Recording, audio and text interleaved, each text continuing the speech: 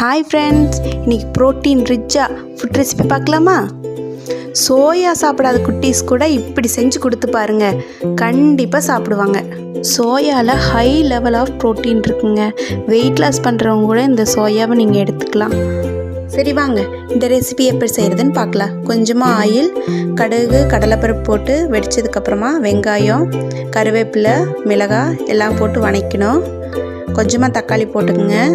தக்காளி மசிஞ்சதுக்கப்புறமா மஞ்சள் தூள், மிளகாத்தூள், உப்பு, கொஞ்சமாக சிக்கன் மசாலா ஃப்ளேவருக்காக, இஞ்சி பூண்டு பேஸ்ட்டு இதெல்லாம் போட்டு நல்லா வதக்கிங்க. அதுக்கப்புறம் சுடுதண்ணியில் போட்டு வச்சுருந்த சோயாவை தண்ணி வடிகட்டிட்டு உள்ளே போட்டு கொஞ்சமாக தண்ணி ஊற்றி அப்படியே அந்த மசாலாலாம் அந்த சோயாவில் இறங்க வரைக்கும் வெயிட் பண்ணுங்கள். இந்த மாதிரி தண்ணி சுண்டி வந்ததும் தேங்காய் பூ போட்டு 2 கிளறி இறக்கிக்குங்க.